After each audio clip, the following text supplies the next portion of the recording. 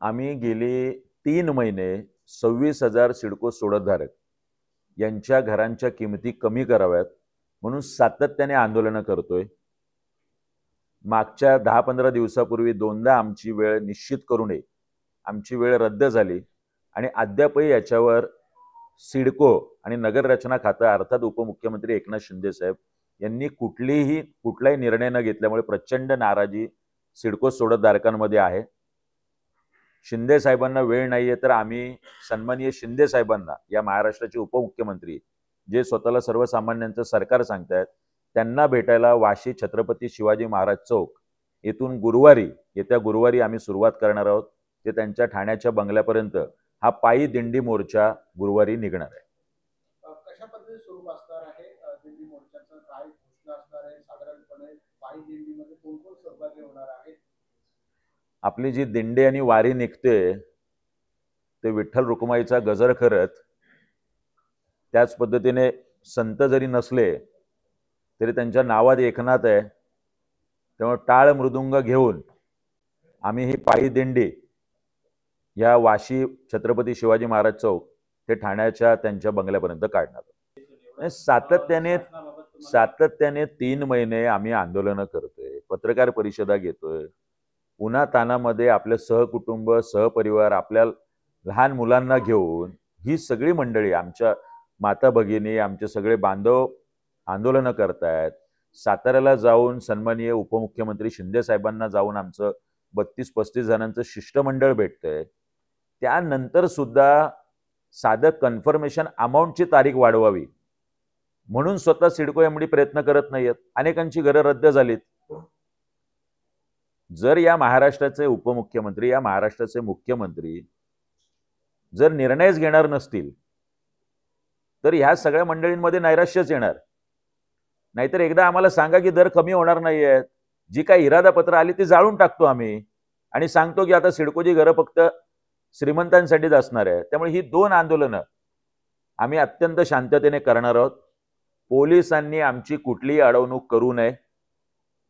कुठल्याही पद्धतीने जर अडवणूक झाली, कायदा सुव्यवस्थेचा प्रश्न निर्माण झाला तर सरळ रास्ता रोको अथवा जेल भरो आंदोलन या माध्यमातून होईल।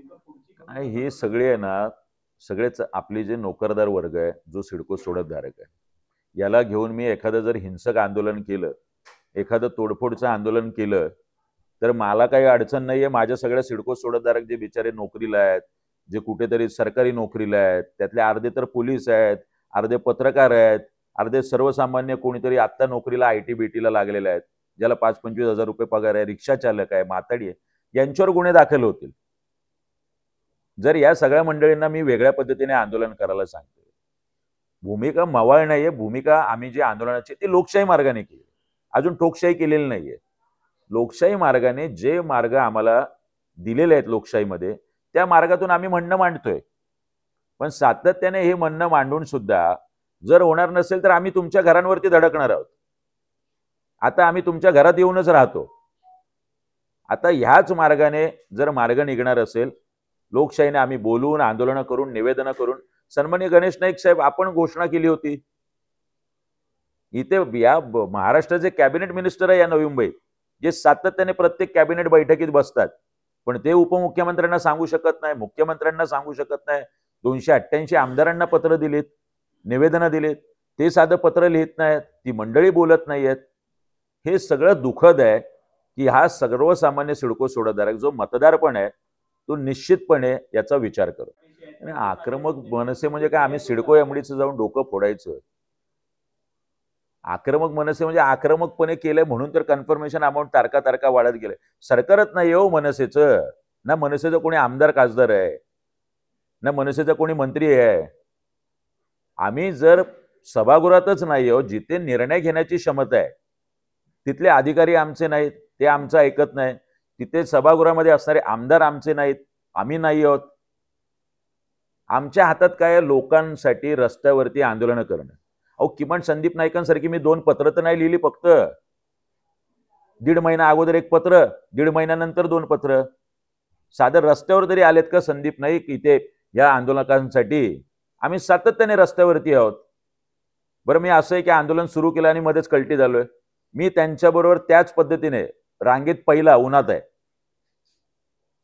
सातत्याने आंदोलनं करतोय आम्ही. मला वाटतं की ही आंदोलनं ही अशी आंदोलन नाहीये की आपण जाऊन त्याला काहीतरी हिंसक वळण द्यावं. लोकांवरती गुन्हे दाखल होतील आणि घरं मिळतील, मग त्याला आयुष्यभर चकरा मारावं लागतील. नंतर तुम्हीच विचाराल, बघा तुमच्या आंदोलनामुळे त्यांच्यावरती गुन्हे दाखल झाले, हा सुमित आपला तुरुंग याच्यात दिसतोय, प्रत्येक महिन्याला जातो आणि कोर्ट कचेरी करतो. हे नकोय. म्हणून आम्ही लोकशाही मार्गाने लोकांच्या माध्यमातून, म्हणजे अगदी मुख्यमंत्री आणि उपमुख्यमंत्री मुखवटे घालून सुद्धा जर आता काय म्हणायचं, लाजा वाटत नाहीत सरकारला, असं म्हणावं लागणार आहे. आता काय पुतळे जाळणं फक्त बाकी आहेत यांचे सरकारचे, ते असतील तर ते पण करू. पण जर एवढे मार्ग आम्ही अवलंबलेले आहेत तरी होत नसेल तर आता यांच्या घरी मोर्चे काढणं याच्या पलीकडे कुठलाही दुसरा मार्ग लोकशाहीच्या पद्धतीने दिसत नाही. तर गुरुवारी याचा निकाल सन्माननीय शिंदे साहेबांच्या माध्यमातून नाही लागला तर त्याच्या पुढच्या येणाऱ्या सोमवारी किंवा मंगळवारी वर्षा बंगल्यावर सुद्धा धडक द्यायला सिडको सोडतधारक यांनी आता स्वतःची मानसिक तयारी केलेली आहे.